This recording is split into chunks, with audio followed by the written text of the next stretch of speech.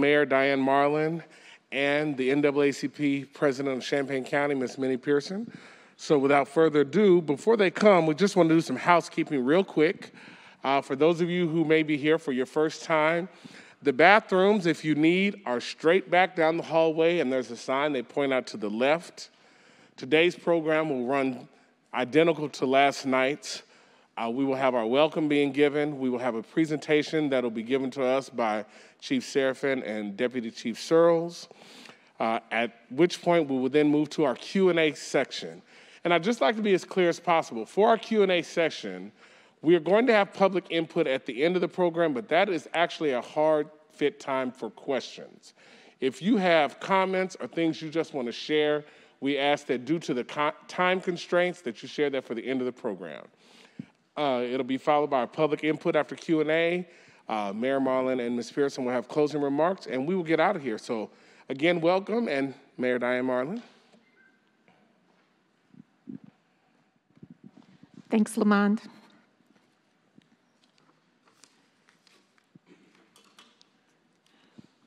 Well, I'd like to, is this one live? I'd like to welcome you all to this town hall on automated license plate readers. It's co-sponsored by the City of Urbana and the NAACP of Champaign County. This meeting was organized at the request of the NAACP President Minnie Pearson and in response to community questions and concerns. So this meeting represents an opportunity for us to provide accurate information about ALPRs, to answer your questions, and listen to your comments and concerns. I'd like to first start by thanking Vineyard Church for providing the space so that we can meet indoors, masked and distanced. And I want to thank them for their technical support as well. Just a reminder, this meeting is being recorded. It's also being streamed live so people can watch it at home, and it will be available for viewing afterwards. I also want to acknowledge the work of staff members, Kate Levy, Bridget Broyhan, and Cassie Heldman for handling all the logistics for these meetings. And I would like to recognize any elected officials who are in attendance today. I see Chris Evans from the Urbana City Council. Are there any other elected officials? Okay, well, thank you. Thank you. Oh, Mary Alice Wu, thank you. And again, Urbana City Council. Just as an overview, the proposal to install license plate readers in Urbana grew from the anguish and the trauma of the increased shootings in our county. A petition signed by over 400 residents in June asked the city to install video cameras in neighborhoods that have experienced most of the drug violence. Shortly after that, we became aware of an alternative approach, which is the license plate readers. They seem to be less invasive. They focused on license plates and the vehicles involved in the crimes, potentially involved in the crimes, rather than the people themselves. They are more flexible and less expensive to maintain. So that's why we are looking into that and proposing their use. License plate readers are a tool that can serve as a starting point in investigations of serious crimes, including shootings. And I wanted to make one thing clear, and it's become increasingly clear as I listened to people and the community over the past few weeks, is that sometimes this discussion is being framed as a choice that we have to make between investment in people and services in our neighborhoods or investing in the license plate readers. That's a false choice. And to frame it as such, I think is unfair to all of us in the community, especially to the victims of gun violence. It creates division where there doesn't need to be. We all need to be unified in our desire to address gun violence, and we can do that. It's not a choice between this or that. We can do both, short-term and long-term. These license plate readers are a tool. They can enhance our ability to process information and take action. And what struck me, especially with regard to the shootings, I mean, things have changed. One thing about these shootings is that these incidents, most of them are tied to people in vehicles, traveling between Champaign, Urbana, Rantoul, and in the county, driving through neighborhoods, driving in and out of neighborhoods, driving past public gatherings, in parking lots, driving on our public streets. There are people and guns in vehicles, and the license plate readers focus on the vehicles, and that's a starting point in the investigation for identifying who is doing the shootings and enhancing our ability to interrupt that. These readers can see what people don't see or can't see or who are afraid to talk about. And that's an important difference in what we've been experiencing in the past. So I'm asking you today to focus on the topic of this conversation, which is this particular tool that can help us break the cycle of violence that is disproportionately impacting the Black community and their neighborhoods. So I will be followed now by comments from NAACP of Champaign County President Minnie Pearson, and then she'll turn the program back to Community Engagement Coordinator Lamont Peppers. Again, thank you so much for attending, and we look forward to the conversation.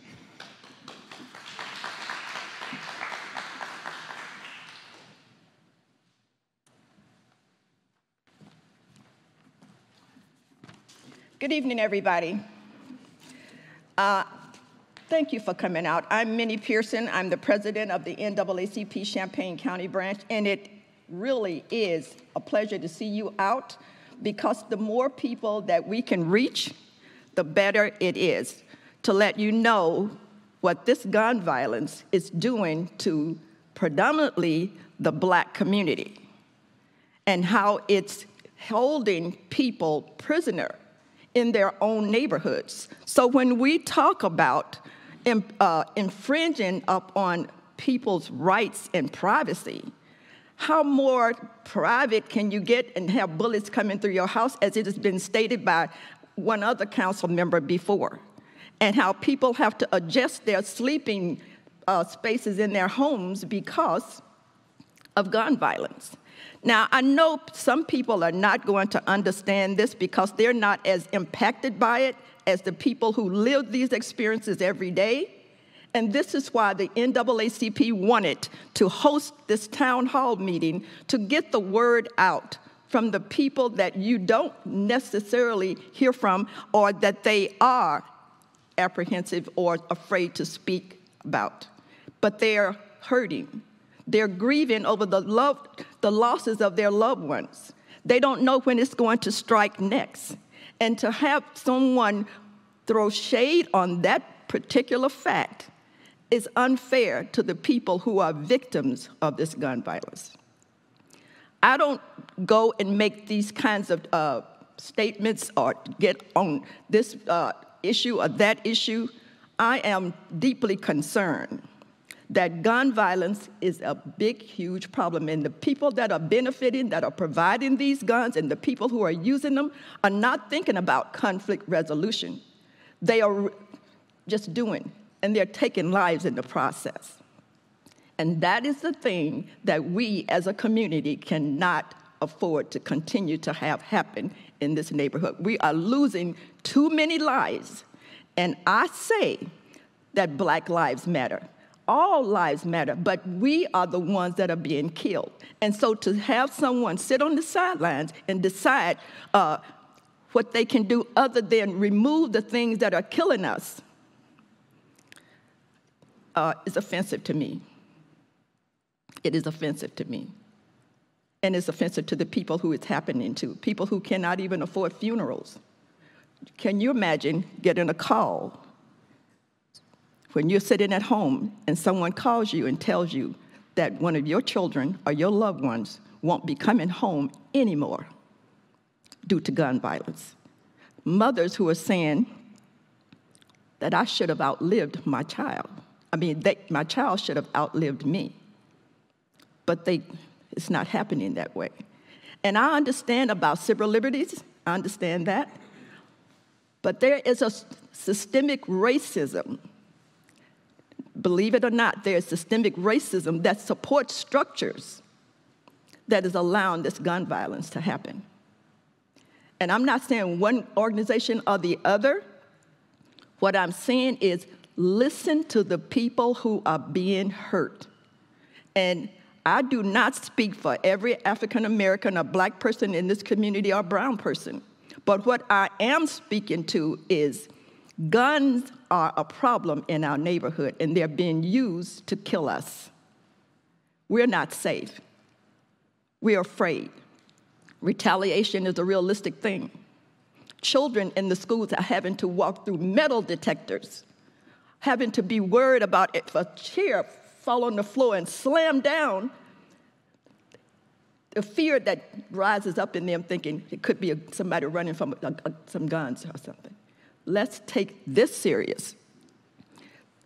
The license plates readers is only one tool, and I'm not going to advocate for anything that is going to be the detriment of my community and people who look like me. I'm not going to do that. You can't even pay me. They could lay a gun right there, and I will not pick it up. You can lay thousands of guns there, and I'm not going to pick it up. But I'm not going to allow people to use those guns to destroy lives. So my participation in wanting to bring you out this evening is to have you understand that the license plates readers is only one tool. And I can say this, it can be a deterrent, and it's a short-term one, but at the same time, we are working on long-term solutions to get this under control and save lives.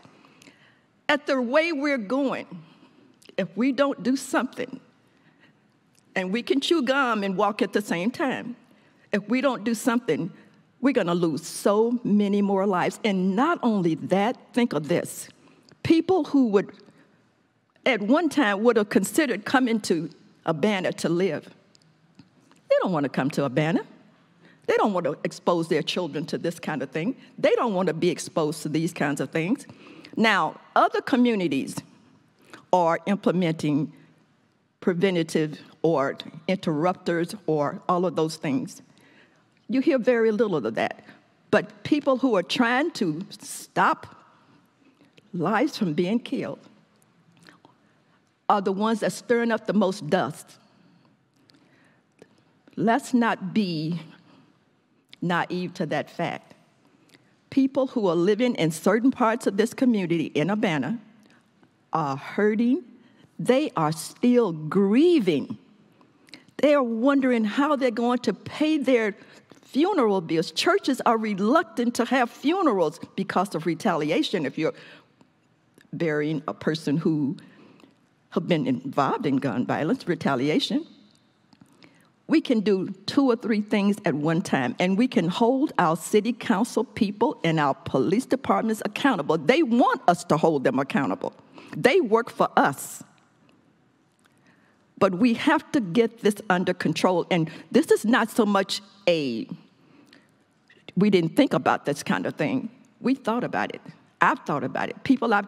The many calls that I have received, and that's why I showed up last night, is because of the calls that I have received. And I've heard both sides of everybody.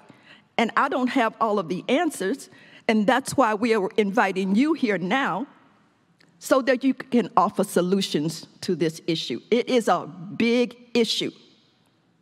And I'm going to say, there was a saying that says, when they came for nobody said anything. I didn't say anything. When they came for, and I didn't say anything. And now they're coming for me, and there's nobody left to say anything. You put it together. I can't remember how it went. But Black Lives Matter, and we're being killed. Now, you talk about cameras. I know everybody in this room has a cell phone, and your cell phone can track you. And how many of you, when you have your cell phones and you're at an event, you're quick to pick them up and take pictures of the wonderful things that are happening in your neighborhood at the park when you're gathering together with your friends? You're on public property. The license plates readers will not infringe upon anybody's privacy or private property. It is there to read the license plates of the cars, and you know this issue is car-based. The getaway is the car. Take those license plates. Now, we are all concerned about gun violence. But if you are as concerned as I am and other people are who are afraid to talk because of repercussions or retaliation, if I tell you something is hurting me, believe me. I'm not having a pity party. This is a fact. And I am trying to get the point across that the NAACP offered to have this town hall meeting and host it with the city because we're very concerned. We are a community in crisis. And a crisis community demands action. And that's why you're here. That's part of your responsibility. And the license plate readers is just one tool when we install it. The gun violence may not stop with the license plate reader. It's a short-term fix, but like I said, in the long term, we can be working on solutions. And it should and not going to be the only thing that we are using. There are many things that we can do, and looking at strengthening and empowering our communities to police themselves, working with the city to put in things that will deter gun violence from coming in. Speed bumps, lights, neighborhood watch, parents looking out for students when they get out of school. There are all kinds of things. Homeowners associations, get the landlords involved. There are so many things that we can do. And I'm specifically talking to the city council members right now. Don't sit in your seats and have somebody in your ear telling you this is going to do more harm than it. What's more harm than dying every day? Come on. I don't have children in school, but I can imagine those little ones who are used to, they just want to go to school, learn, and be with their friends, and laugh and run and play and be free. They are in prison. And then I'm concerned about the ones who have the guns. They don't understand something is wrong, that is going to lead to either one or two things. You end up dead, or you end up in jail.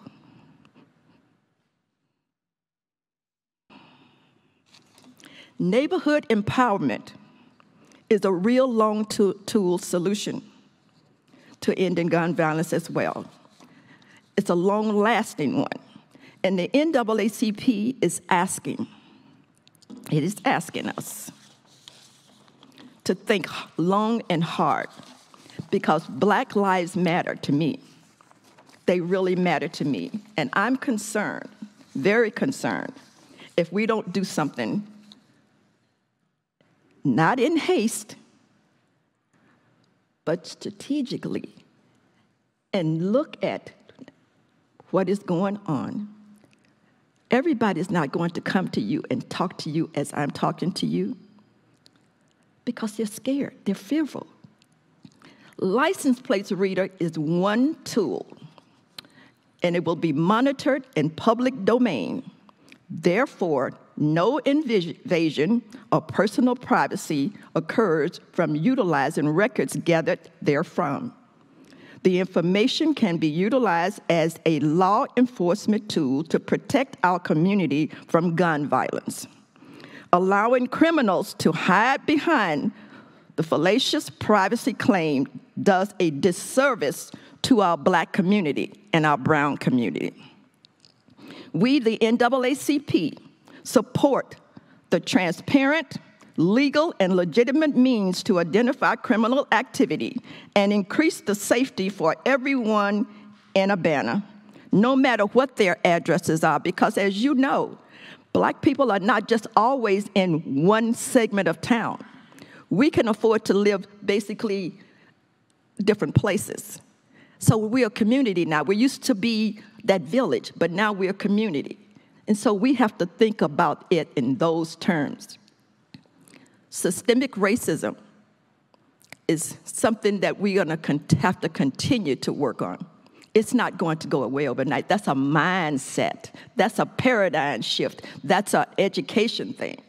We can do that. And we should do that, and you should be determined to do that, because I don't think we were put on this earth to be that person or this person, or you better, or you less, or you. I don't think that was the intent. So what I'm saying to you today is, if this license plate tool can deter 5 people from being killed, it's worth it. It is worth it. I personally will hold my city leaders accountable for their actions. I will, and that's a promise. Now, the one thing I want you to understand is this. There are people out there who are counting on us. They're counting on us. City council people, we are counting on you. We're counting on you to understand if it was in your neighborhood, if it was impacting you personally, and your children were in jeopardy, I think you would react differently. Our little black and brown children are worth it. We have to work on our neighborhoods. We have to make our neighborhoods safe. But we have to have a starting point. Start somewhere. Now, I wasn't going to bring this up. Danville got their the license plate readers. You ain't heard a word. Because you know why? They need them. As a beginning, they need them to get a hold. They need them. They don't want to throw black people in jail or in prison or send them, but we cannot afford to have them killing innocent people, and children can't be children. I plan when I'm going to go to the post office, when I'm going to run an errand, when I'm going to do that. These people are living this kind of experience every minute of the day. Every minute of the day. And I love both sides. I feel sorry because when I was teaching, we talked so many days in evenings about conflict resolution. Conflict resolution, how to solve your problems, alternatives to aggression. But putting a gun in the hands of some people are reaping havoc on our black community. Now, I don't want to preach to the choir, and I know you know, but when people are quiet, it's not because they don't want to help. They are afraid. They are afraid. So let's do what we should do and look at this and help to solve this problem so we can move about. Because right now, we don't want to throw around the black neighborhood. We don't want to put a gate around it. We don't want to do this. But all the time, nobody is offering solutions to the problem that we are living every day. I'm going to stop now, and I appreciate you listening, but every word I said and is saying comes straight from the heart. And I understand about police stops. I understand about police police stops and interference and moving about. Oh, and by the way, what if the people that the license plates will catch, what if they stop someone and they don't have a driver's license, or they're driving on a suspended license because they have to get to work? I want my child to come home from school safe. I want my child to have sidewalks. I want my child to have street lights. I want my neighborhood not to be in danger. I want people to look out for my children just in case I'm late coming home from work. They can go to a neighbor and say, I'll take care of you until your mom get home, and you'll be safe. We cannot do things that hurt the community to save people who are driving around without licenses and things like that. Thank you all so much. I appreciate you very much.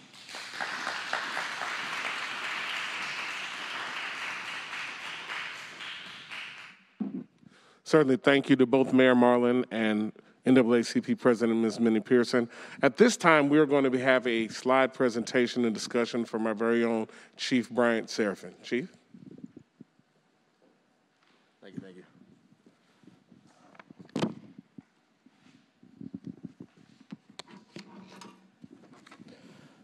Thank you for being here today. As I said to the group last night, there's all sorts of places you could be, but you chose to be here. So thank you for caring enough to show up. My name is Bryant Seraphin. I'm the police chief here in the city of Urbana. And this afternoon, what I want to do is explain a little bit about license plate readers. What are they? How do they work? How do we intend to use them? How can they benefit us? And so I'm hoping that over the next 20 minutes or so, we can sort of provide that information and allow, at least set context for some question and answer time that we have set aside. One of the things I like to mention with this is that as this topic came up, and we in earnest began to research and look at this and study about this back in August, I didn't know a lot about it. I knew of them. I'd heard about other municipalities that were looking into them throughout the state from meetings and stuff I had attended, but I didn't know a lot about it. So, as I have said to council, we're learning along with you. We're learning along with the citizens. And so I think that just sets a little bit of context. What I want to do next is let you know let me find the right button here. Here we go. Why are we even doing this? You've heard some passionate words this afternoon already. What I want to do is maybe put a few numbers behind that and throw a little bit of data behind some of the words that were already spoken. I suspect you can't see very well the numbers here, but this is the last 5 years and year to date. Right now, we are at 90 shootings in the city of Urbana. 53 last year, 33, 32, 17 as we move off to the left. And hopefully the picture sort of helps to illustrate this. 90 is a lot, and it's kind of hard sometimes. What does that mean? I had a conversation with a high school kid, and we were discussing some of these shooting numbers, and we talked about the 53 last year. And he says, well, that's like one every week. I said, yeah, and so if you run I guess it's like one every 6.9 days for last year. Back down when it's in the 30s, it's like one every 11 or 12 days. But when we're at 90 right now, that's one shooting every 3.3 days. So if you let that kind of soak in, that's why we're here. That's why we're having this discussion. This is about trying to at least, we have a crisis in our community. We have this emergency, and how do we try and how do we address it? And this is one of those ways. The next slide shows, this is for the CU metro area. So if you will, in the county. And you can see here, not all that long ago, there were 85 shootings for the entire area. Remember, we're at 90 already in Urbana alone this year. So this, I just want to, you can see clearly the acceleration. These numbers we pulled for the slides last week so we could get this material together. And I think when I last checked yesterday, for the 324 for this year is up to like 332. So again, to sort of bolster some of the reasons as to why we're having this discussion. This is a heat map of shooting incidents from July of 20 through July of 21. And what you can see, the stars, they're sort of scattered throughout, are where we've had homicides in Urbana. We'll discuss this a little more later in the presentation as we discuss locations as to where would we put LPRs and why would we put them there. So this is a similar slide, slightly different, where we've had shootings in 100 blocks. Trying to maybe look at it a little bit differently. Does anything else jump off the page at us? But you can see, again, very, very similar data information on that one.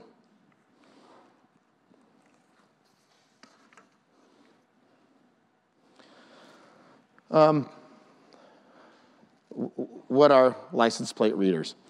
And we've heard the term camera quite a bit. And so I want to say that indeed that was where the idea for this, I guess, project was born.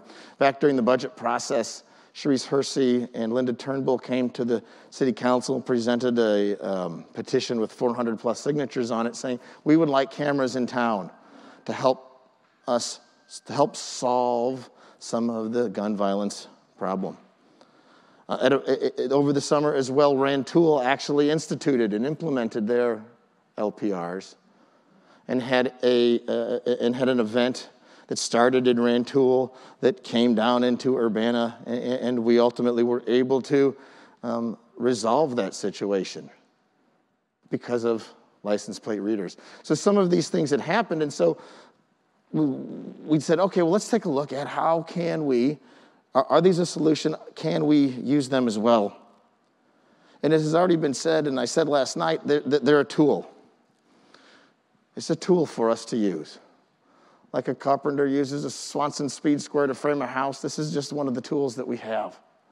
And this particular tool is a piece of technology that's gotten actually quite a bit better. I've heard quite a few studies, and there's some discussion about accuracy rates, and there's 30 to 35% are wrong and whatnot. We'll talk a little bit more about some of the stats, but that hasn't been the experience as what we know about this particular product. So we're hoping that these tools, this is a useful tool for us. First of all, one of the things that I wanted to mention is that what they're not. They're not surveillance cameras. They don't pan, they don't tilt, they don't zoom. There are cameras all over that university. People talk about, they're all over the university down there. Just for the record, Urbana doesn't have any. Okay? So they're everywhere. We're not talking about surveillance cameras. We're not talking about red light cameras. There's no enforcement action. They're not speed cameras. None of that is part of what these do. We're not using them for registration violations and city ordinance violations and barking dog calls and loud music tickets. We will use these to help us investigate shooting crimes. Essentially, the reader grabs an image of the rear of a car, and then it parses out the numerals, the letters, figures out what state it is, sorts through whether it's a Chicago Cubs plate or a Fighting Illini plate and all the other subplates, and then it will check them against databases, local, federal, and state, and it will let us know if there's some sort of hit, an alert, if it finds a match for some particular reason. So again, not a surveillance camera. There's no live look-in. I can't pull up the camera at Goodwin and Bradley and figure out what's happening there. It's not what they do. They simply take motion detection, they take a snapshot of the rear of that car. So I just kind of wanted to mention that the technology is actually rather interesting, and I've read several articles about this and how the algorithms work, and I think there was a question even last night that had to do with even color. And the success rate of the color, maybe it would be blue, it might not be royal blue or sky blue, but it can actually even detect figure out some of the colors and whatnot. So again, license plate types, make and model, vehicle color to a degree. It does not take pictures of drivers or occupants. Is it possible somebody might have, depending on cars and comings and goings and turnings, could you get a profile or something? Yes. But it's designed, the image is designed to be the rear of the car. And I'll show you one of we've thrown an example in here. That is essentially what we're talking about. And from this picture, it figures out, okay, gray, and it talks gray SUV and whatever plate that is in Florida, ABC 123. That's an example of the image. This is really what we're talking about.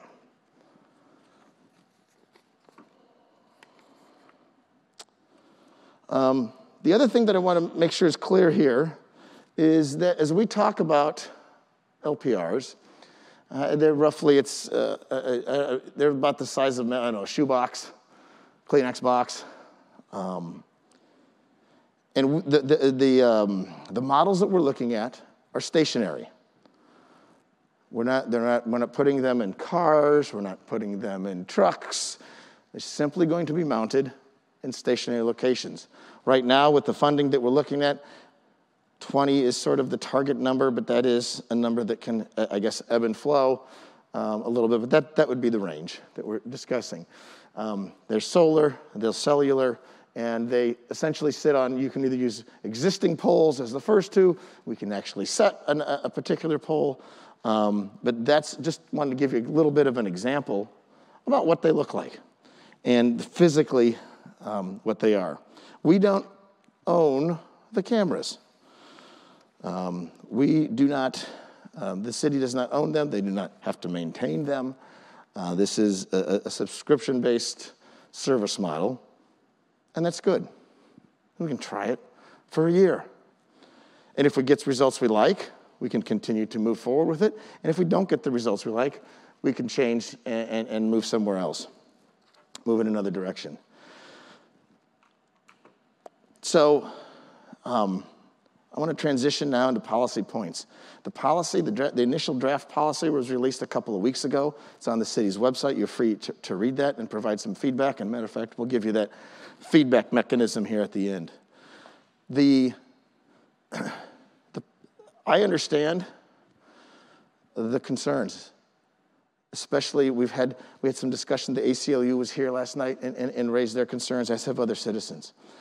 We've gotten all kinds of people have sent me links to different papers, different articles, different model policies, whether it's Champaign's model policy, whether it's Rantoul's policy. I've read policies from California and Texas, as we've tried to use those things to sort of get at least a starting point. And that starting point, like I said, is already on the city's website. And we've already said, okay, we can make some changes in this spot, we can make some changes in that spot. What I wanted to do, one of the things that we've talked about here was sort of we've heard us say, so the hot list. What does that mean? Hot list essentially is composed of three pieces, if you will. LEADS is the state of Illinois' law enforcement database. So if we have a stolen car, you call the report your car stolen, an Urbana police officer comes out and takes the report.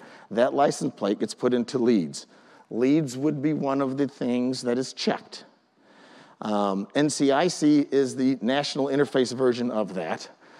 So that's how, if we had a stolen car from the state of Georgia, we would be able to, it would also hit. Then there's the local hot list, and that is a policy consideration as we understand sort of what threshold do we want to use to be able to put a license plate in to say, we care about this car, assuming we're entering a specific car. I'm not talking about searching now, just we want to enter one. And so that's part of it. I can tell you we don't want, as far as we've talked about minimal type of events, like loud noise, some of the other quality of life violations, none of those kinds of things. Do we draw the line at a felony versus a misdemeanor? Does it have to involve violence or not violence? Do we only use attempted murders, and do we just set the bar that high? So these are the discussions that are ongoing. The other thing that I want to make clear, because I've heard some misinformation, has to do with the Secretary of State. In other words, your license, when it checks this, it's checking for, are they on these lists? Not where you live. Not the license plate registers to Lamont Peppers. No. And is Lamont's driver's license valid or not valid? No. It's simply looking for it, is it on these particular lists? Can we, if indeed we know that license plate ABC123 is involved in a murder, or that's the car that can we? Yes, we can then go and run that. But what the automated plate reader does is it does that automatically. Somebody said this, and I've stolen it to use it. Think of it as somebody sitting in a lawn chair and alongside the road, and a car goes by, and it jots down the plate and the date and the time, and it makes the person in the chair makes a phone call. Hey, is this in any of these databases? Nope, thank you. And then they do it again for the next one, and the next one, and the next one. We keep the data for 30 days. That is our recommended time frame now is 30 days. And that's a good thing that we want to limit it to 30 days. Sometimes you've read when there's been issues or problems, it's because people kept the data for 5 years.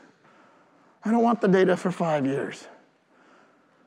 We want to have enough time that we can realize what we might have, and so 30 days seems like a very reasonable. So I want to mention it does not check Secretary of State.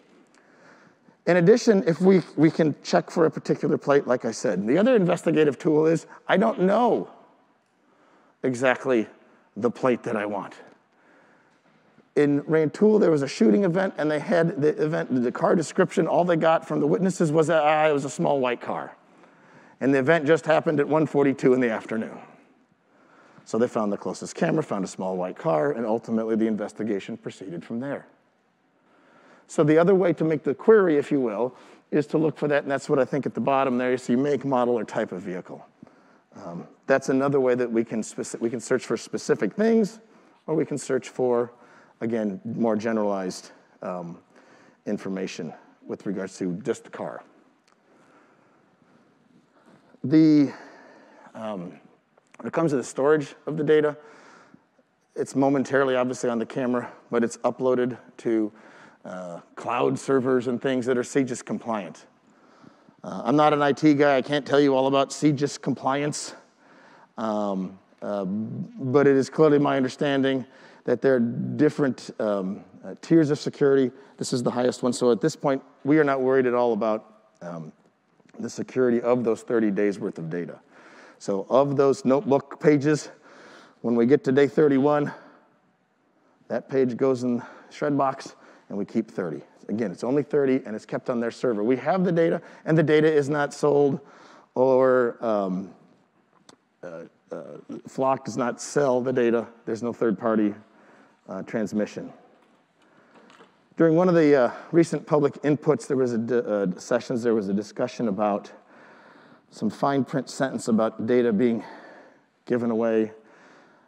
And I want to clarify that, because we believe we found what was being referenced by the citizen, and that reference had to do with the customer, if you will, of the Flock, purchasing the Flock product, not of the data.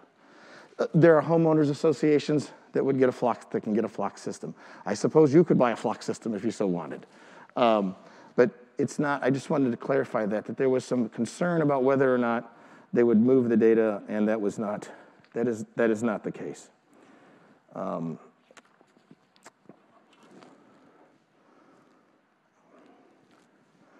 Clearly, it's for official use only. One might think that goes without saying, but we didn't. We wanted to make sure we said it. One of the other things that we've done here with regards to bullet point 2 is a lot of places call for the authorized users of the system this and the authorized users of the system that. At Urbana, what we've tried to do in an attempt to alleviate some of the concerns from the community is to sort of draw in those who are going to be able to actually be users, those who will make entries, those who will make the queries, those who will say, we got to remove a plate. Those types of things will be done by supervisors and detectives. All the rest will be authorized readers. So, in other words, they would be able to read an alert that came to their car computer. It's a piece of software. It's an app that we would load onto the squad car computers. And when someone were to sign on at their shift, their LPR would simply be running in the background, and should then, they could get an alert if a stolen car drove by a particular LPR. So I want to make sure that was clear. Another ways we want to make, well, is it being used appropriately? And that's what the audit queries would be. We're trying to finalize what we think is the most efficient way to do it, so that it does not become, so that we can, I guess, make sure that we have something that we can accomplish and we can get done. We said we're going to do the audits. Okay, good. And how exactly would we do that? It would be somewhat a piece of command staff and then another person. We want to have 2 sets of eyes during the audit process. And then, like I said, it would be purged after 30 days. When people talk about LPRs, there's usually some sort of story about well, this family was pulled out of the car and it was the wrong plate. I don't want that to happen. No police administrator wants that to happen. So if there's a hit, the officers have to verify, are we even talking about the same plate? Because an S could really look like a 5, I suppose. So they have to double check and make sure that that plate is accurate and that it is still in the root database as far as being, is it stolen? Yes, let's confirm all this before we take any action. There's a training requirement as well, and officers who misuse the system shall be subject to discipline. I can't have people using this in any untoward way. So those, I think, are the highlights of the policy considerations. Now we're going to talk real briefly about placement considerations, and Deputy Chief Searles is going to do that for us here this afternoon. Thank you. Afternoon, my name is Rich Searles. I'm the Deputy Chief of Police for the Urbana Police Department. We're just going to roll through some information about placement consideration of these automated license plate readers. Essentially, there's 2 ways to put out LPR systems. The first is to essentially ring the city so that you can see vehicles coming in and out of the city. The second way is actually to focus the LPR placement more on hotspot or crime information. And we've decided that we're going to do ours based on the second. We're going to focus on violent crime data, okay? Now, when you talk about placing LPRs, what you're talking about is something that is part art and part science. The science part is obviously the data. We need to be data-driven. We need to follow the data and see where it takes us. But there's other things that we need to understand. Sometimes things are difficult to quantify. For example, how do people like to use the roads in particular neighborhoods? There are some streets that are used to go a particular direction. What's a likely flight path from maybe an area that there might be a violent crime? So we're going to need to take into consideration traffic volumes and flows, limitations of the road or construction, what sort of angle might the LPR have. It's important to understand that if we need to shift the LPR placement, we can. And we can do that. There's a small fee associated with that. But again, to be driven by the data, the violent crime data, we need to be committed to be able to move the LPRs when we need to. So one of the things that we've done is we've decided to take a look at some of our general violent crime, not just shootings. And in an effort to sort of focus our search on this violent crime, we narrowed it down to these 4 crime types: shots fired, armed subject, robbery, shootings, home invasions, and carjackings. And I apologize for the coloring on the map, and if people are kind of straining, I've got some close-ups in just a moment. The darker green are the higher concentrations of violent crime in the city of Urbana. And as you can see, there's multiple locations throughout the city of Urbana. Here's an image of essentially the north half of the city. This is University Avenue on the south, and there's several pockets. Here is the south half of the city. Again, multiple pockets of higher densities of violent crime. And so this sort of map is what is going to guide us using that part art and part science in the placement of LPRs should we decide to go forward with an LPR system. I believe the chief's going to come back and continue talking about what is happening around us generally.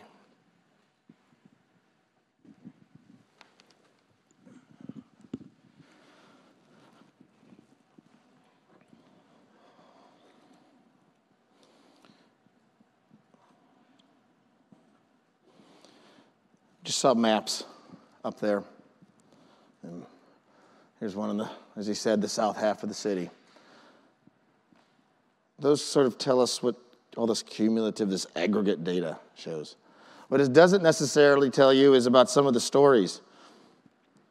So for instance, in August, the 1200 block of West Church, we had a 42-year-old mother of 3 gunned down in our own home. 3 other people were struck as well. That's a case, based on where we think we would be placing some of these, that we believe we might have had a lead now, that we don't now. We would have loved, if we had these here, we think that would have helped us. Sunday afternoon, at 1 o'clock in the afternoon on North Prospect in Champaign, a road rage event. And I don't know exactly where the case is, but I've talked to enough people to know that if there were a reader somewhere nearby, they would at least have something to go on that would supplement what witnesses have been able to tell them. So there are key things, I think, here just to kind of remember when we talk about all of this. I want to continue to frame this as that this is, we're doing this because of the shooting violence. We want to try to figure out a way to at least see if we can interrupt this and stop this and make an arrest, make a case move along that we might be struggling with currently.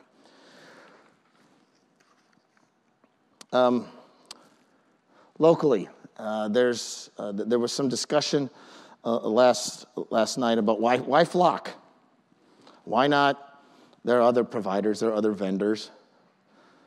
And the answer is that several communities have gone before us and have chosen flock. There's a certain amount of interoperability if we're on the same system that's helpful. That I want to be able to share and work with the county sheriff's office or with the University of Illinois, who are already way down the road in front of us on this product. And Rantoul obviously already is using it and has been, and the city of Champaign is working on theirs as well, and going through a similar process. So I think the idea of being able to share that information is helpful, because that's part of the point. If we're only going to use it just for Urbana, Illinois, I think that really limits the effectiveness. This is simply sort of just to sort of give people an idea of other communities around who are using this particular product. And some of them are standalone cities, and then you have different counties, and you have suburbs, and you have downstate. I think Flock only had a couple of municipalities, and they continue to grow, and they continue to assist in investigations. And we'll probably talk about that a little bit later when we get to some Q&A, I think. I think what we're going to do right now is that would conclude the 20 minutes or so on the 20 or so slides that we've presented. I think at this point, I think Lamont will come up and we'll bring some of the chairs out and maybe turn the house lights up, Ryan, in the back there, and we'll go ahead and see if we can begin to answer some questions that people have. And I guess we'll move forward from there. So I appreciate everybody's attention so far. Give us a few seconds to rearrange a couple things. Afternoon again. While they are setting up for the Q&A session, I just want to give just a friendly reminder that we are on a hard finish time in agreement with Vineyard Church, who has provided this space for us. Due to the time constraints, this is the Q&A section. And so we would ask that you limit your questions to 2. We do understand the emotional response. We understand the humanistic response to why we're here and what is going on. We ask that if you do have comments that you want to share with the city leaders who are here, with the council leaders who are here, with all who are here in attendance, that you would save that for our public input session, which we do have scheduled at the end. That way we can give as many people the opportunity who would like to participate, the chance to participate. If you have more than 2 questions at this time, we ask that you send them to us. We provided an email where we want comments and questions. We want to hear from you. Just given the time constraint that we have, we want to try to make the most effective use of the time given to us by Vineyard using the space as possible. Having said that, at this time, if we could ask for Mayor Marlin, Ms. Minnie Pearson, Deputy Chief Searles, and Chief Serafin to go ahead and take the stage. And if you have questions for any of them or one of them in particular on the stage, we ask that you just come up. The mic is set up over here. And certainly while we would like to hear your name, you don't have to give it, but at this time our Q&A session is open. So certainly, if you are unable to get to the microphone, if you signal, I'll bring the mic to you. I don't have a problem with that, moving around. The exercise is not going to hurt me at all. But we do have our Q&A session. But just in thinking of the time constraints, if you could limit your questions to 2, and if you could hold off shared comments until the public input session, that would be great at this time. Thank you so much for your cooperation in advance. So the Q&A session is open. Please feel free. Absolutely. Hand you mine.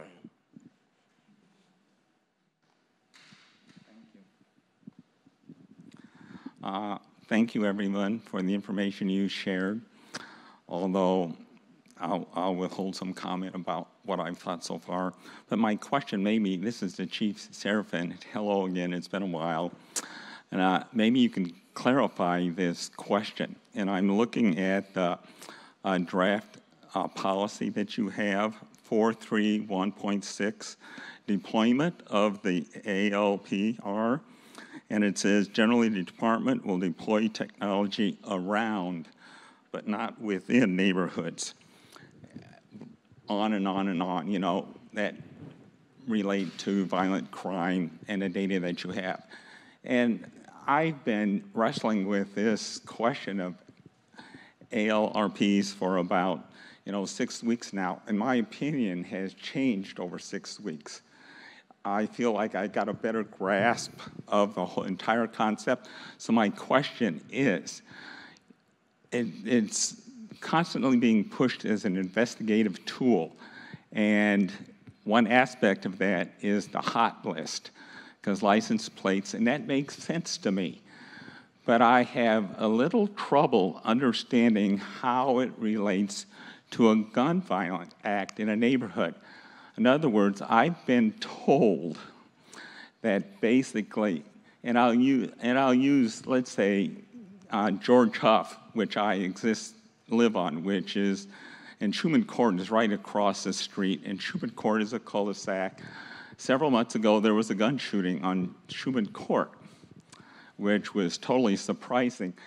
And I understand the process would be, if that shooting occurred, let's say, at 1:30 in the afternoon, you might be able to look at the license plate readers maybe within a 15-minute time span as they existed around that neighborhood.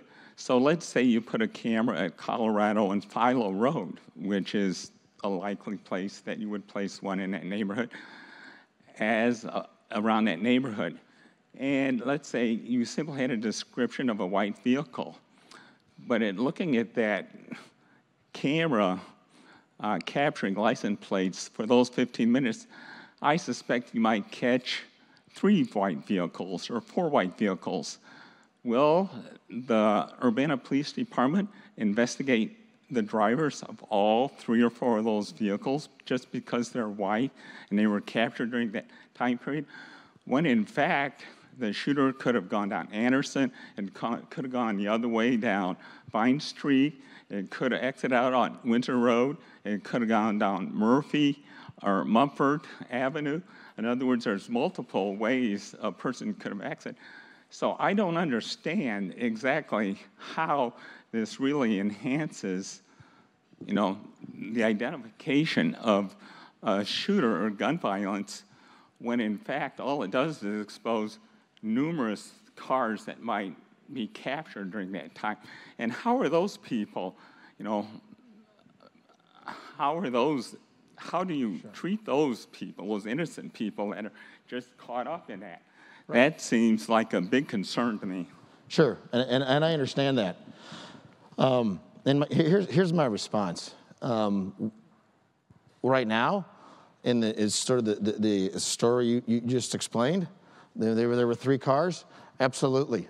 Then there'd be 3 cars that we'd want to go at least find and at least start some conversation. Just because we get a plate doesn't mean that that all of a sudden the cops are turning on lights and pointing guns and yelling at people to get out of cars. These are investigative leads or investigative tools.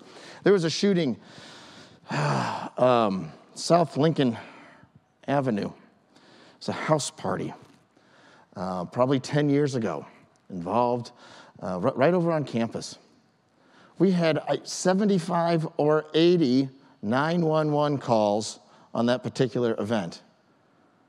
And for some detectives, your job is to find and get a statement from all 75 or 80 people. So to run down 3 cars on a murder case, that absolutely would be something that we'd want to do, and we want to try to investigate. Use that. Well, what's the rest of the description? What's the time and what are all the other factors? So just because a car is captured on a license plate reader doesn't necessarily make it, that's the suspect vehicle in the murder, let's go arrest who's ever in there. It's simply a lead. One other thing I wanted to mention that I did last night, we talked about the local hot list and what goes on there and how do cars get in there. Cops for years have had BOLO lists. Be on the lookout for this car. We believe this car was involved in this particular thing. We believe that car was involved in that particular thing. And so when we use, and there's been a mishmash of, well, this briefing we have hot notes and some of that intel is on there. This simply helps us to automate and be way more efficient and effective in trying to find those vehicles. And in your case, yeah, we'd have 3 cars. I think it would be, depending on this, the severity of the event, if there's a shooting and we're investigating a murder, we're going to want to try to find all 3 of those cars and figure it and kind of piece the rest of it together.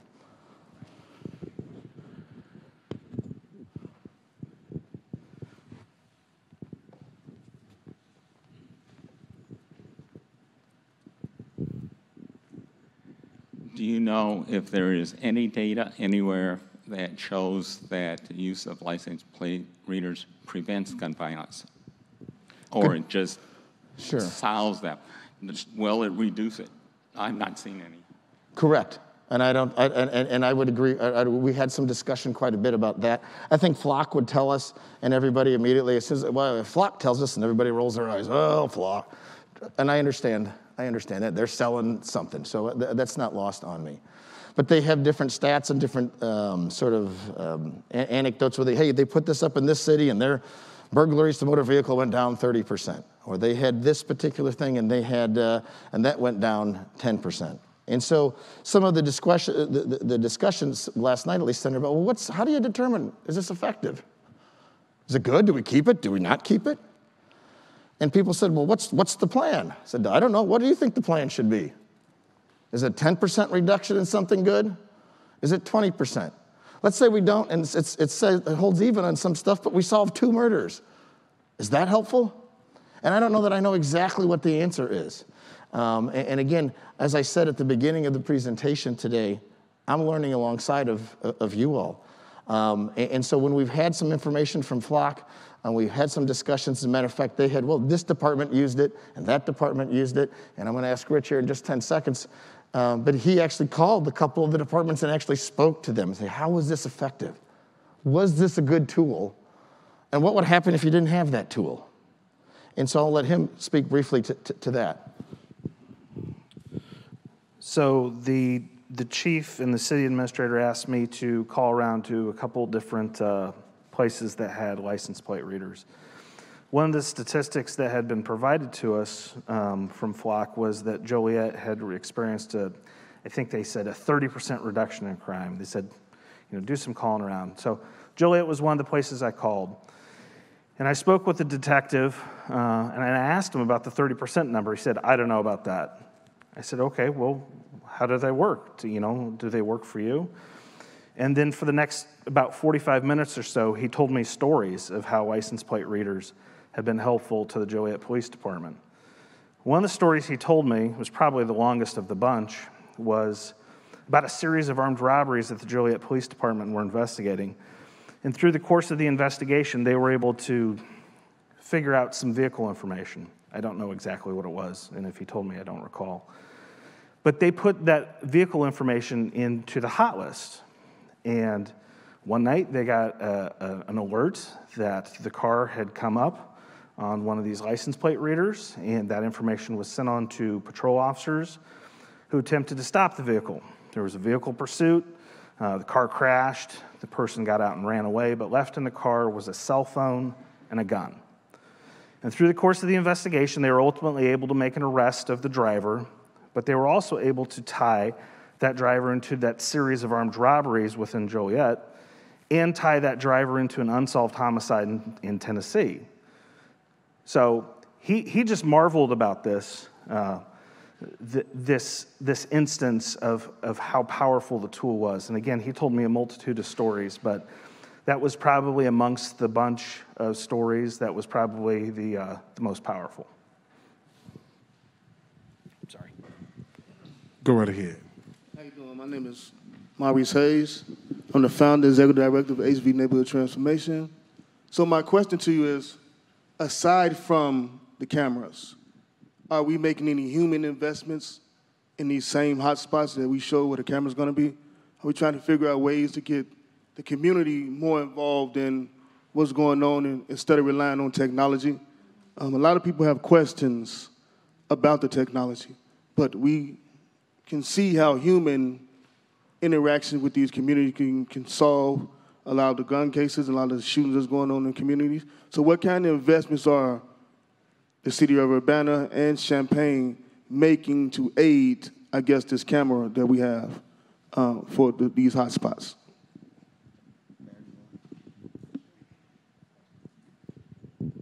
Thanks, Maurice. Yes, the city is making investment in human programs, in services, and intends to do more.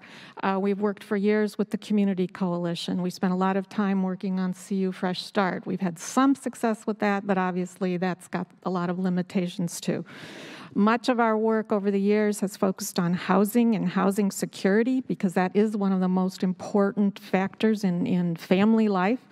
Through cooperation with Habitat for Humanity, our investments through the Community Development Block Grant Funds, through the home funds, through construction and renovation of affordable housing, more recently with the rental assistance and utility assistance with the COVID relief funding.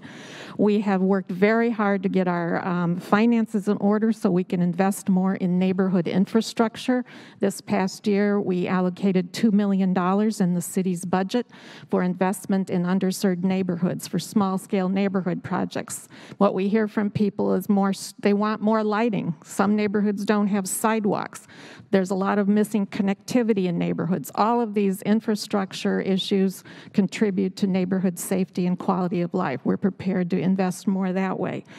The City Council set aside about $187,000 in this year's budget to do a community-wide reevaluation, reimagination of public safety in Urbana. They're working on the scope of work now. We'll issue an RFP, and that will be a multi-year, I think, effort to start talking about what really does public safety mean in the city of Urbana, and we're going to need your help on that. We have $13 million allocated to the city of Urbana in the American Rescue Plan Act funding. Those decisions about how to allocate that money will be made over the next 6 months, and I fully expect that at least some of it is going to focus on this issue of gun violence and overall safety and opportunities. We invest in youth programs. We, for years, have had social service grants to various organizations working with the youth, with senior citizens, with Champaign County healthcare consumers. We have invested. And I have had conversations recently with Community Coalition, and I know we're looking at different approaches to interruption of the violence and looking at different models. We haven't been that successful to date. And I think that's an area where we, Champaign, Urbana, the county, we need a county-wide approach to gun violence, because it's not just an Urbana issue or a Champaign issue. And that's where we have a once-in-a-lifetime opportunity through the American Rescue Plan money to do something significant and hopefully lasting and meaningful. And I like what you've been doing with the kids, especially in the neighborhoods, and your efforts there. So yeah, we have invested a lot. We intend to invest more. We're poised to do that.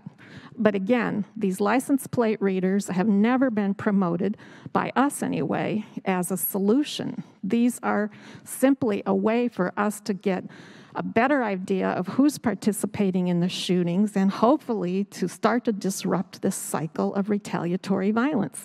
And if we can hold one person accountable and bring justice to one family, then I think that's certainly a good measure of success.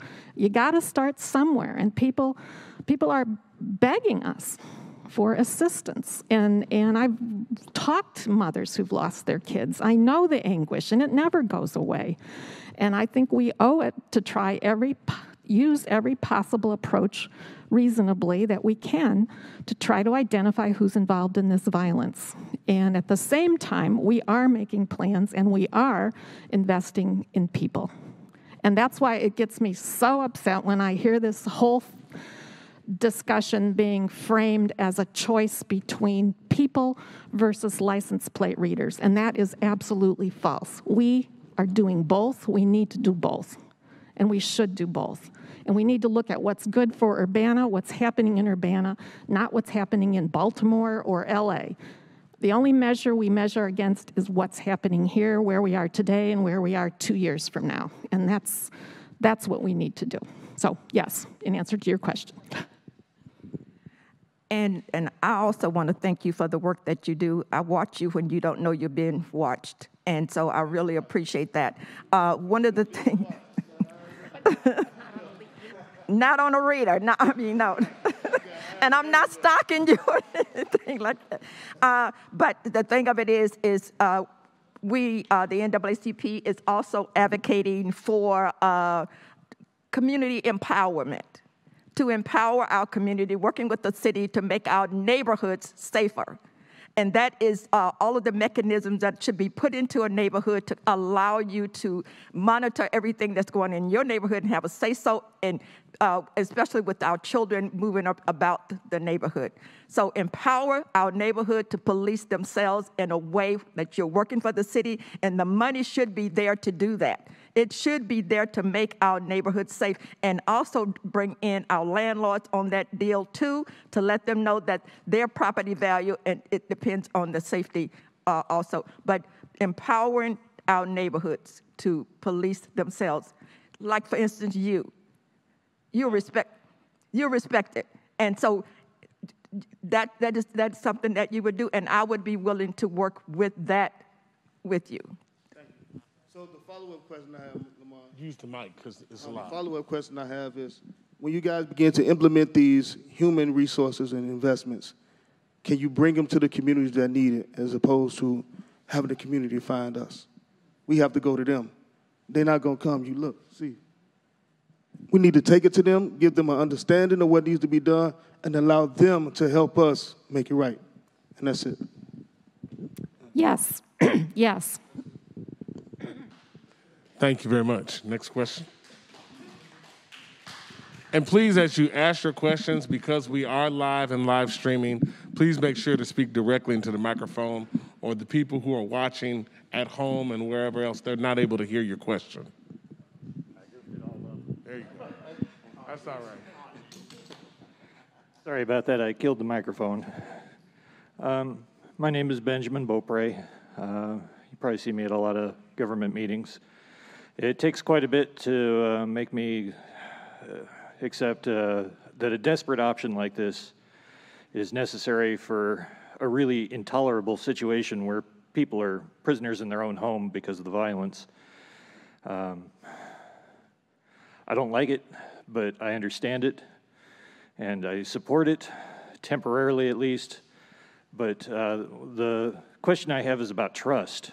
It's run through all this with the witnesses, all the way to whether we can trust there will actually be accountability. I mean, we just had a headline in the newspaper yesterday about an officer who was using data to stalk and attack women.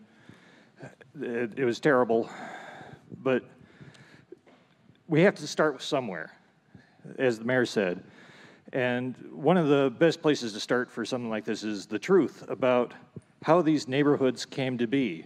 You know, the Urbana hiring the zoning firm out of St. Louis to set up racial zoning, to the support of redlining and racial covenants. How we got here is important. Yeah, the important thing is to build trust, we need the truth. Will the mayor and the chief go on record in support of a truth commission where they will actually admit the actual history of Urbana, including things like the former Urbana chiefs who were dues-paying members of the Klan? We need to know how we got here so we can actually address it. We can't keep on whitewashing the truth.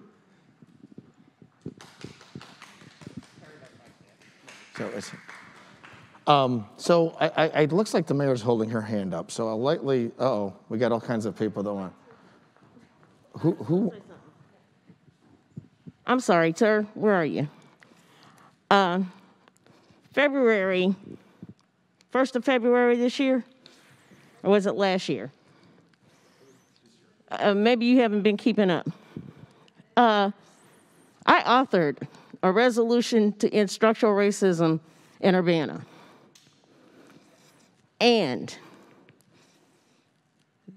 all of that information that you just got through talking about was mentioned in that resolution. Yes, Reverend? What? You were going like this. I just wanted to know. You had?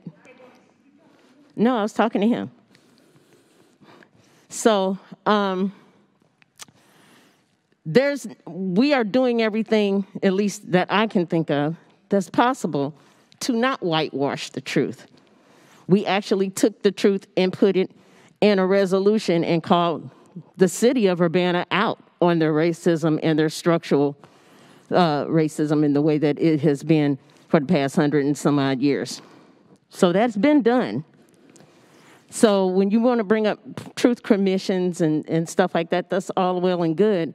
But right now, what I want to say is that this community, we already know kind of what our history has been here. We know that.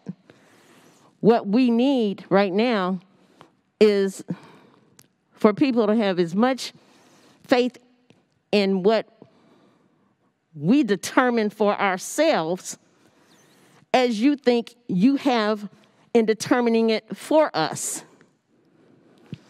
And we have made a decision that we needed more than just the police coming in and knocking on doors asking for help. We need a way to help them help us.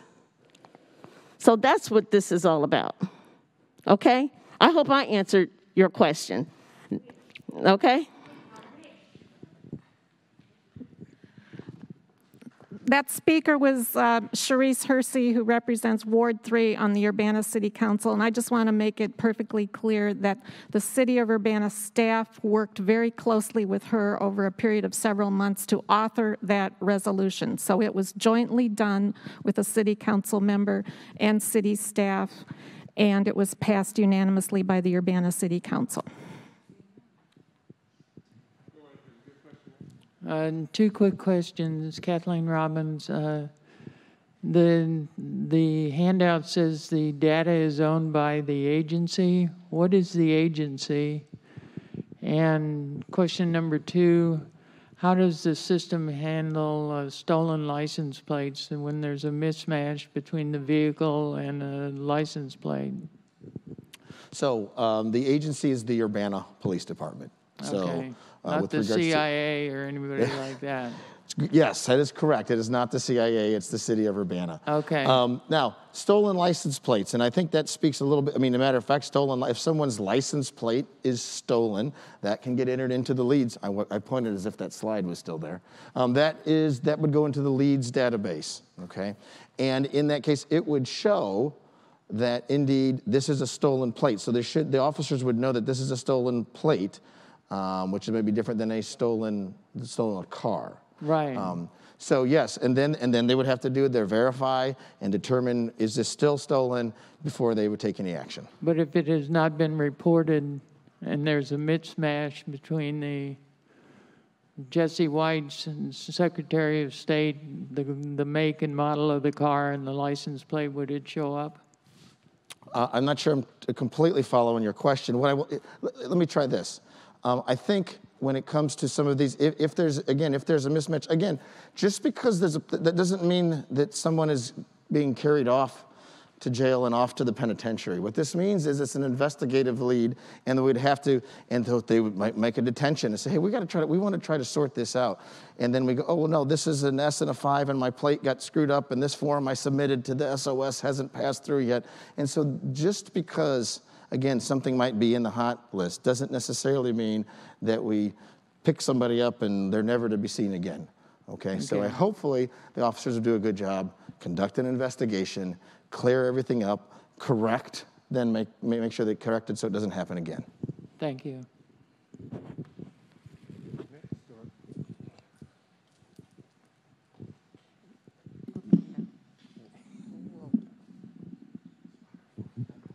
Hello, can you hear me? Hi, my name is Diane Orr, and I am part of an organization called Bend the Arc Jewish Action, and I think we've all spoken before. So last night and today, we're hearing community leaders say that members of the Black community are afraid to speak to police because they fear retaliation. They won't even share their ring bell information if they have cameras because they're afraid of retaliation. They're afraid of what's going to happen to them. They're not providing tips. So I have two questions.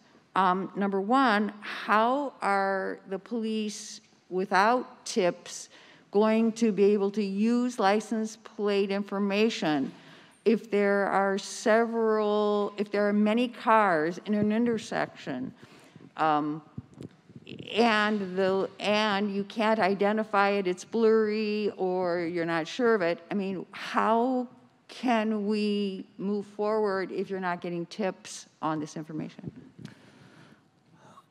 There is fear, absolutely. But I'm always surprised at the number of people who do provide us information.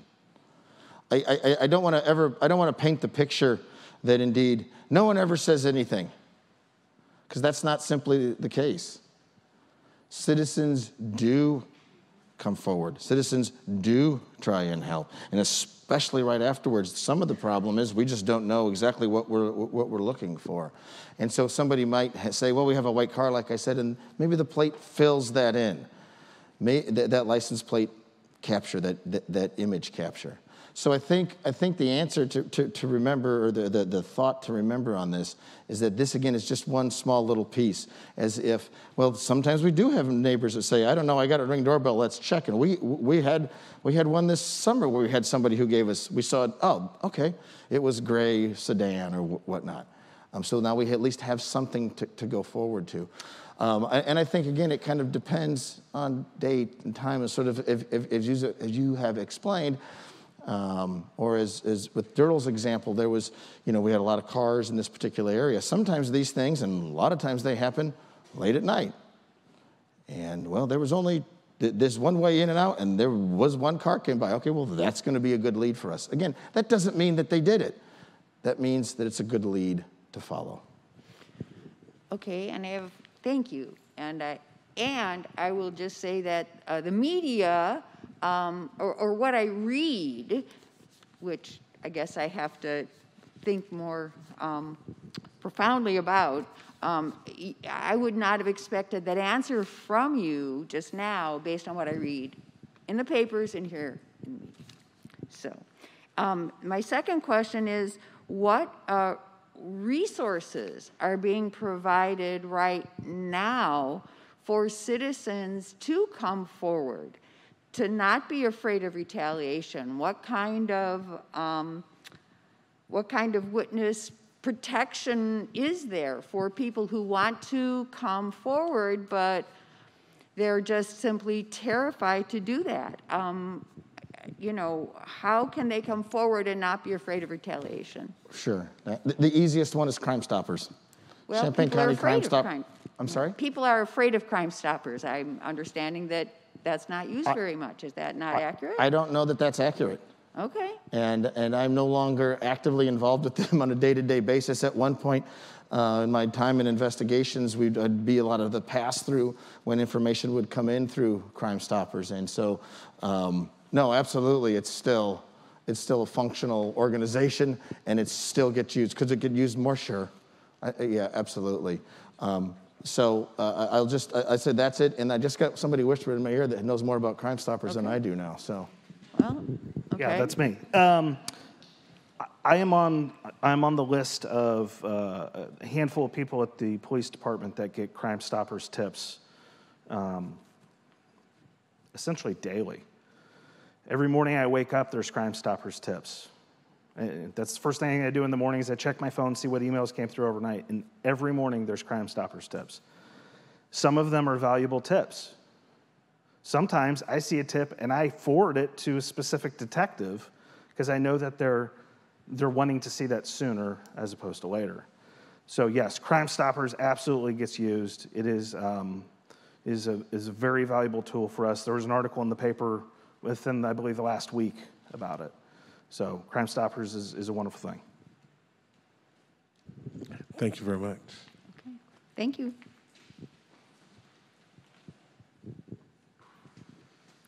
Hello, my name is Marcy Goldstein. I'm a resident here of Urbana. I'm also part of Bend the Arc Jewish Action. And my two questions, the first one is hopefully a quick one.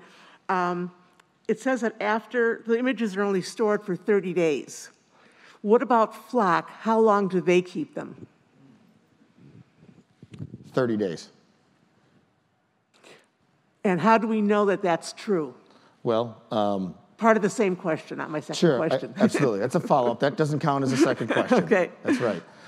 Because Flock's recommendation is 30 days. Okay, so they only want to keep it for 30 days. Flock has a business model that they want to try to protect here, and so they don't want to be having 5 years worth of data. They understand they don't want pictures of people's faces because they know that makes people uncomfortable. So they have said 30 days. At this point, I'm not planning on going up and looking at their servers. I suppose that they have said 30 days, and at this point, I'm believing it's 30 days. Okay, I don't. So the other question has to do with, on your thing it says that there's no connectivity in the ALPR system to the vehicle's registration information or driver's license information. But when you get a picture of someone's license plate, you know, just even without this, say an officer sees somebody making an illegal left turn, grabs the license plate number and looks it up to see who that was. Why is that? Wouldn't that be happening with this also?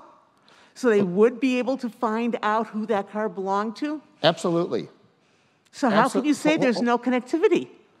If we, as the police, make that investigative step, it's not part of the automated process. So again, to use Daryl's example, if there are 3 white cars that were the suspect vehicle and they left the murder at his house, we would be able to go, okay, let's look at those 3, let's pull those 3 plates up, now let's run them, and we gotta go find Mr. Smith, Mrs. Jones, and Mr. Brown, and we need to go find those 3. So yes, it absolutely is something, but it's not part of the automated checking. It's only if there's extra investigative effort made. Okay, and just the example you gave of 3 white cars. I have a white car. When I'm at the intersection of Colorado and Philo Road, and it's a busy time, there's going to be at least 10 right there. There are a lot of white cars now. There's a lot of red cars. So you're not going to say that there were 3 cars. It's going to be a whole lot more than that. Just wanted to make that comment. Thank you. And at 2 in the morning, there might be only 1. But so I understand. We'll go ahead and make this our last question for the Q&A section before we move on with the agenda with our time constraints. Go right ahead. You have up to 1 to 2 questions, sir. Okay, good. I have 2 questions. I'm speaking of the same sentiment that a lot of people have. I have a particular special interest in this.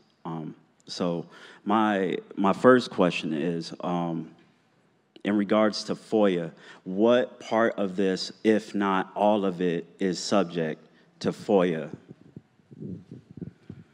So it's a good question. Matter of fact, we have done some preliminary research with city staff, reached out to the Attorney General's office, and right now we do not believe this data is subject to FOIA. Oh, okay. Moving along. So I was paying close attention, just like everyone else, for obvious reasons. And so I'm under the impression that the reason that we're even thinking about doing this is as a direct deterrent to violent crime. Yes, right? That's what we're doing. On one of your slides, under the placement considerations, the very last bullet point, it says, not intended for deterrence. And it's at that point I'm really confused as to what is the primary focus of having these LPRs here in Urbana. Sure, good question. I am not aware of any data that says that they provide this a deterrent effect. The reason that the police we think this is a useful tool is that it will help us investigate events after the fact, okay? So it's about investigating, not necessarily about providing deterrence. Now, if someone, as Ms. Pearson said last night, if someone knows that there's certain cameras around and they know they're around, maybe they do decide to go somewhere else or not do something that night. But the intent of this from the police slides that you saw was to use this as a tool. Okay, so we're just for clarification, we are saying that this is not meant to deter violent crime. It's meant to investigate the shooting events, correct, sir. Thank you. Thank you, everyone who participated in the Q&A section of our program, and certainly we would like to thank our esteemed panelists for being here with us. As they leave the stage area, we will be moving into our closing remarks, which will be made by Mayor Marlin and Ms. Minnie Pearson. After that, we will have a short public input session so that our public is aware. We have a hard quit time of 3 o'clock. That is the time contractually that we have to end and be out of this room with Vineyard. And so during the public comment section, we will get in as many people as possible, but you will have a 4-minute time limit. And at the end of the 4 minutes, I'll be forced to go to the next person so that we make the most use of our time. So at this time, we will go ahead and begin our closing remarks. And do we want to start with Mayor Marlin or with Ms. Pearson?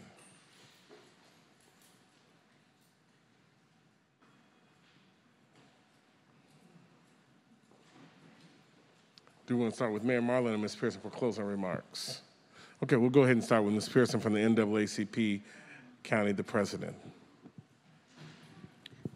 Thank you all for your comments, for your questions, for your concerns. They are being heard, especially today. We're listening. What comes to mind in my closing remarks is that the police themselves cannot solve crimes. They depend on evidence. Usually, if they go into a neighborhood and there are doorbells, cameras, whatever, they go up and ask, can they see them? And they gather evidence. I'm thinking of George Floyd. A concerned citizen took her life into her own hands, basically, and she stood there with a camera until George Floyd expired. His trial might have had a different outcome had she not stood there, that brave child, filming that. On the University of Illinois campus, the Asian student, her trial might have turned out with no one being found had it not been for some of the cameras. What I've said is not what the police is saying. I said not that it will be a deterrent, I said it can be. The word can was in front. Because in my mind, I'm thinking if you go into a neighborhood and you see that that neighborhood is well equipped and empowered to police itself and to protect itself and the citizens that live there, and you know that you'll be on camera, it may cause you to think twice. It may cause you to think twice. So what I'm saying is, you have a right to be concerned on both ends. But let's stick to the point that short-term, long-term empowerment of our neighborhoods, put in the resources there so that homeowners can protect themselves and their surroundings, working with the city with a budget that will support it. And we can do both at the same time, and should do both, and it should have been done. And it's right now, your city leaders work for you. Demand it. Demand it. They owe it to you. The money is there. They cannot even afford not to do it. Empower our neighborhoods. Look out for one another. I remember when my child was little.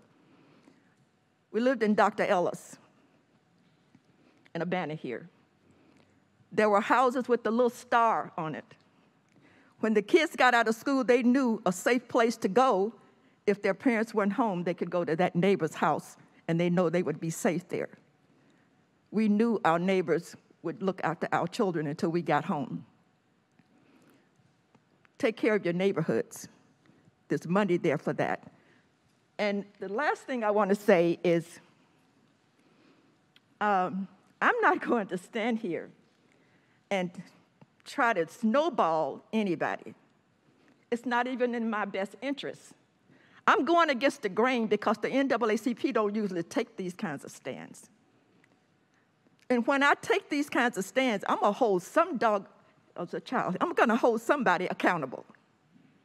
I'm not going to keep quiet. I may be a small piece of leather, but I'm pretty well put together, especially here. And I will speak out, and I will hold people accountable. So I know that there's a lack of trust. But even in this situation, we have to work with our local leaders. Be at the table, have a say-so, agree to disagree, and work with them. We have to work together to get this done, one way or the other, so it'll benefit us all. That's all I got to say. Thank you.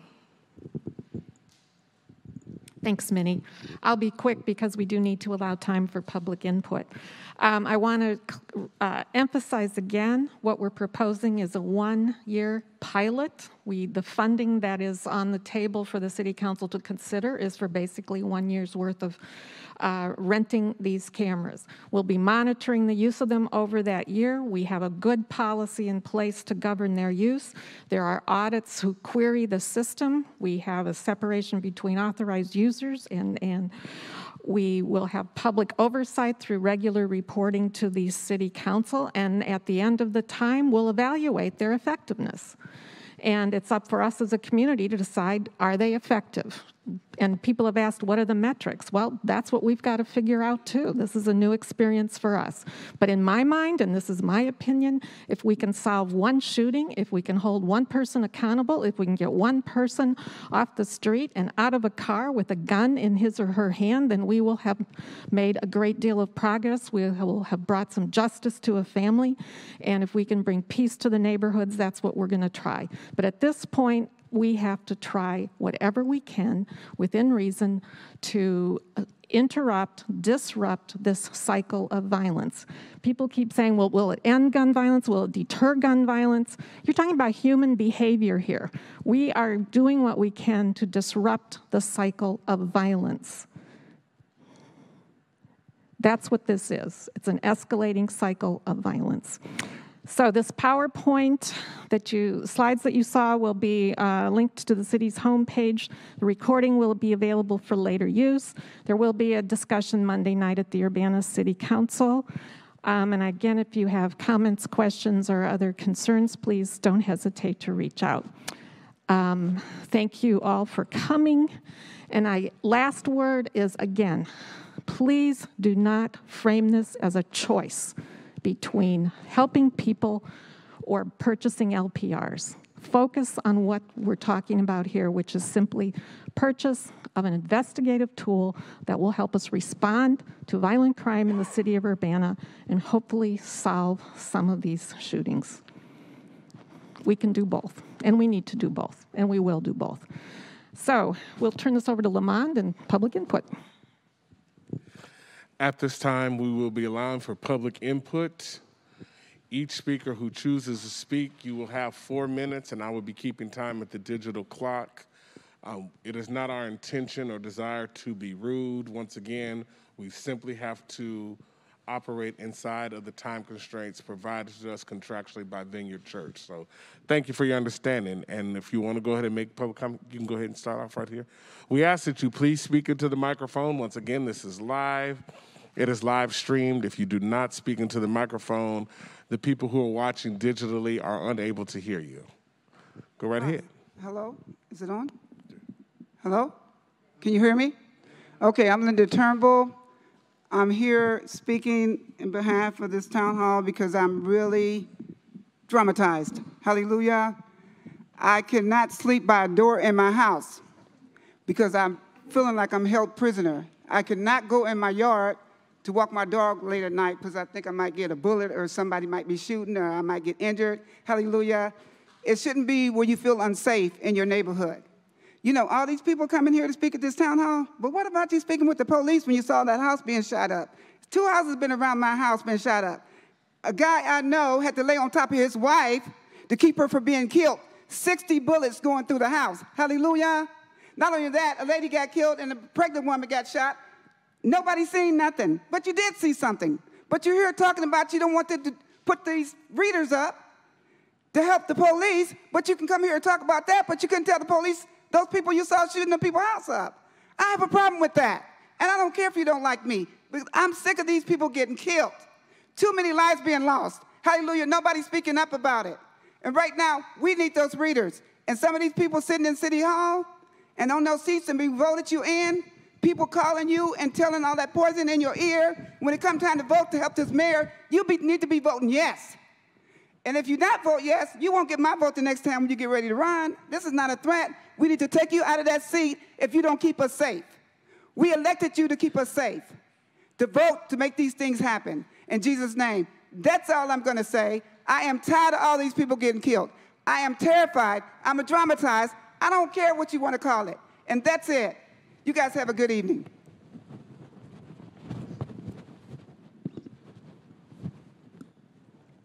I'm Reverend Dr. Evelyn Underwood. I know Miss Turnbull. She's my neighbor. I think 2 or 3 houses. So I'm traumatized. I'm tired too. But we still have to have safeguards. We can't just do anything. I think last June, I went to the city council meeting. I don't think I was there. I was there virtually. I spoke about, Mr.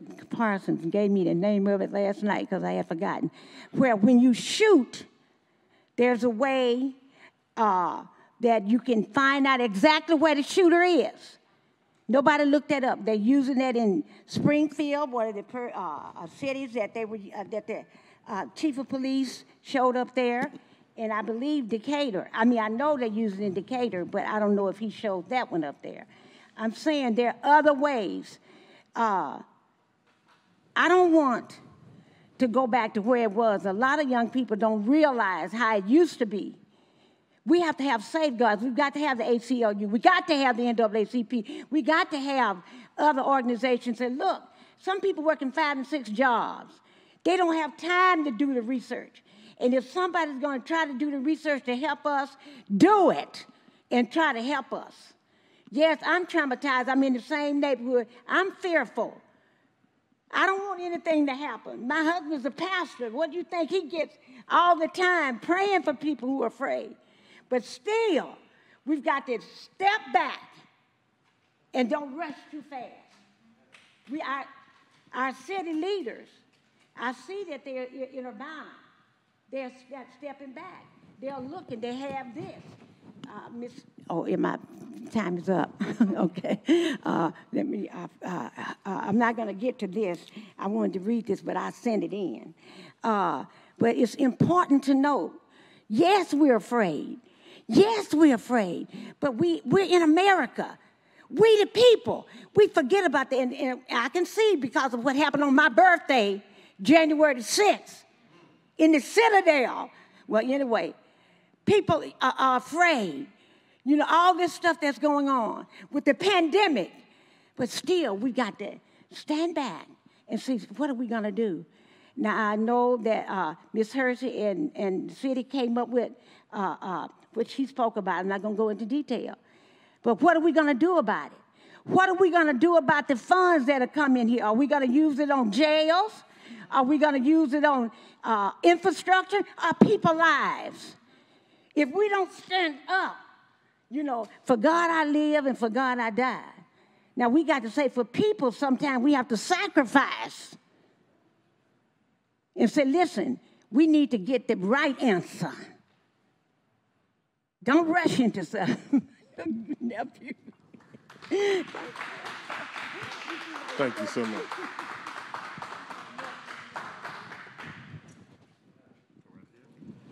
Hi, I've been reading a lot of the articles that you guys have been sent. I assume there's, am I getting close enough? Okay.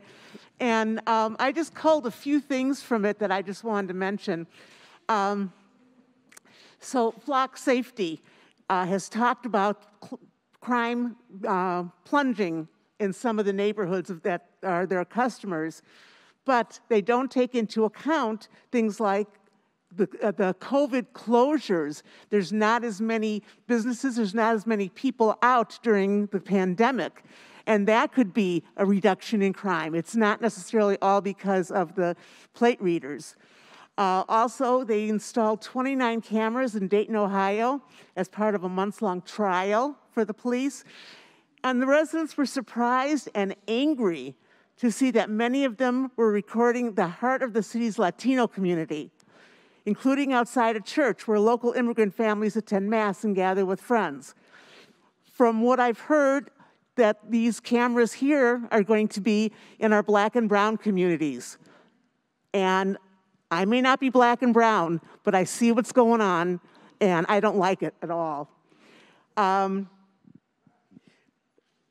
Flock says that its systems have been installed in 1,400 cities and 40 states, and now capture data for more than 1 billion cars and trucks every month. I don't like any one company having that kind of power of having all of that information. And then there's some good news that there's been a recent surge of cities and counties rejecting the license plate readers. It shows that power that local governments and residents have when they speak up and voice concerns over threats to their privacy. That's my big thing. This is a threat to privacy.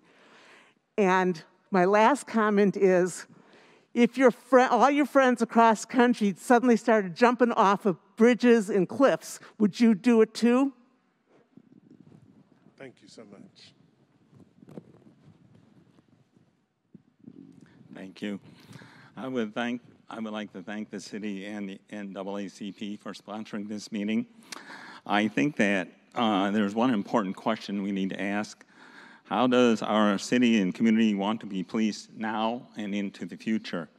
It is obvious that an entire community, not law enforcement nor one segment of the community should decide the parameters of how the entire community should be policed. Automatic license plate readers is an electronic tool that casts a white. Can I sit down? That's not get a chair. I'm sorry. No, don't apologize. Thank you. An electronic license plate reader is an electronic tool that casts a white net on the unsuspecting public. It will be used throughout the entire city, not just one neighborhood, even though just one neighborhood is clamoring for it. Yes, it is an investigative tool, as we've heard, but it is different than other tools. A lot of tools are more publicly invasive and less transparent to the ordinary citizen. They are hard to publicly monitor, and data is difficult to manage and to protect from abuse. It is likely there will be many unintended consequences down the road if ALPRs are approved. I've heard over and over this afternoon and many times that there is no other solution. There's no better solution. That's not simply not true. There possibly are. And I would like to suggest a possibility, and I'm not taking a position on it, but several weeks in the News Gazette, retired Judge Leonard suggested that a quick and efficient way to address gun violence was to bring back the county grand jury. It was closed or shut down by Chief Judge Stefanis in 2010 to save the county $4,000.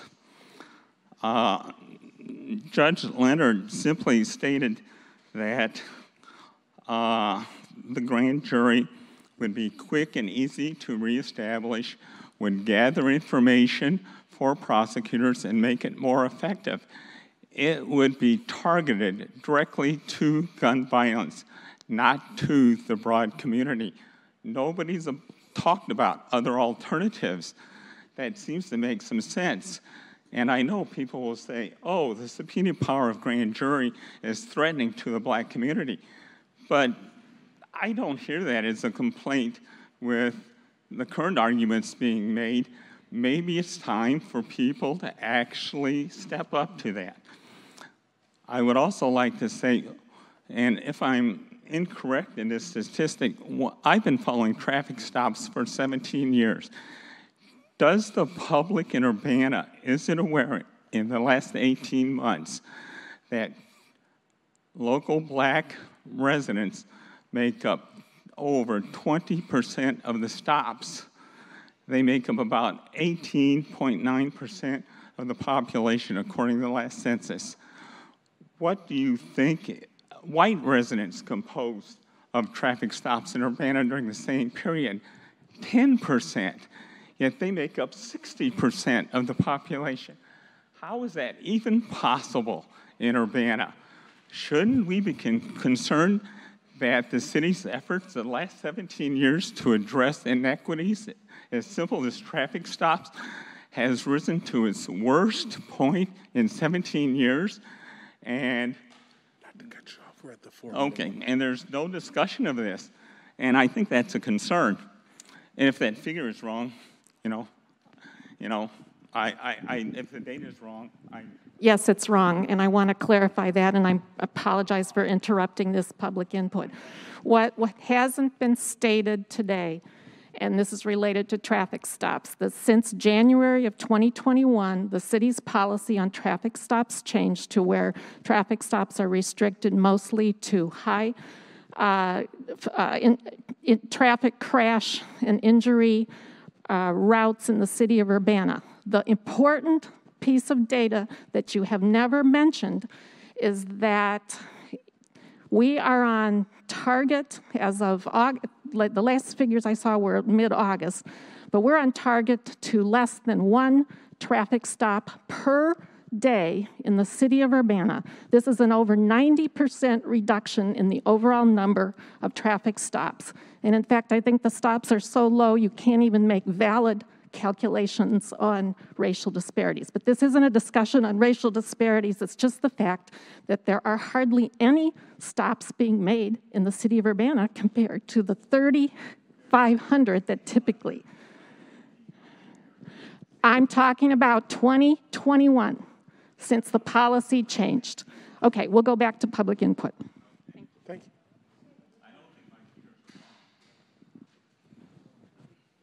Thank you. You're welcome. Good afternoon. My name is Rita Connerly. I'm a resident of Champaign. I've worked in Urbana for 10 years. I want to thank everyone who has participated this evening, but I do want to agree with Dr. Underwood as it relates to us kind of slowing this process down. According to the information we received tonight, the data that will be used to deploy these cameras is in areas of high violence. According to those maps, it looks like those areas are areas predominantly composed of Black and brown and low-income whites. This definitely doesn't show that there will be, it definitely shows that there will be inequities in who is monitored.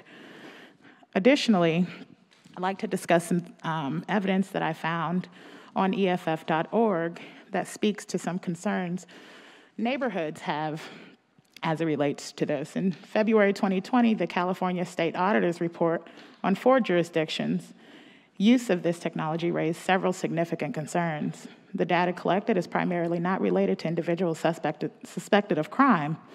Many agencies did not implement privacy protective oversight measures, despite laws requiring it. Several agencies did not have documented usage or retention policies. Many agencies lack guarantees that stored data is appropriately secure. Several agencies did not adequately confirm that entities they share data with had the right to receive that information. And many did not have appropriate safeguards for users accessing the data. Additionally, this was in California. Studies in Vermont found that 11% of the ALPR searches violated state restrictions on when cops can and cannot look at the data. Simply put, police abuse the technology regularly. Now, I also want to go on to share a story as it relates to machine erroring. So we just heard our mayor state that this is human behaviors that we're attempting to curb. And in my opinion, human behaviors require a human interaction. Machine errors endanger Black lives. And like all machines, ALPRs make mistakes. These mistakes can endanger people's lives and physical safety. For example, an ALPR might erroneously conclude that a passing car's license plate matches the plate of a car on a hot list of a stolen car. This can lead police to stop the car and detain the motorist. As we know, these encounters can turn violently or even deadly, especially if those cars, misidentified, are being driven by Black motorists. And this isn't a hypothetical situation. Just last month, and excuse me, that is according to this article, a false report from ALPR led police to stop a Black family, pointed guns at them, and forced them to lie on their bellies in a parking lot, including their children, aged 6 and 8. Tragically, this is not the first time that police have aimed a gun at a Black motorist because of a false ALPR hit. Thank you so much. Thank you. This will be our final public input. Hello, everyone. My name is Drake Mateer. I am a first-year grad student in public health at the university, and I work with children. One of the issues that I see is that we have been criminalizing young Black kids for the longest. These ALPRs continue that, especially because we are privatizing surveillance of Black and brown and poor communities. When has privatizing ever solved any issue in America except putting more dollars into the corporate's pockets? As Dr. Underwood stated, we cannot be too hasty. We cannot move too fast in response. We saw the fast response of 9/11, which led to trillions of dollars going toward a war where we pulled out and it hasn't seen no progress. We see what happens when we resort to fast responses, to just the fear. Fear gets us in these areas. Another thing about ALPRs, another thing about surveillance in general, there was an article about fights going on in a high school in Louisiana. Brothers, fathers went in, and those fights reduced. Brothers going in. It takes the community. And it won't be that we have to help officers help us, help them help us. That doesn't make sense to me, I'm sorry. Why is that their job? Their job is to do their job, and if you need us to help you, then we need to rethink that job and that position. But first, let's go into the schools. Let's go into the schools. Incentivize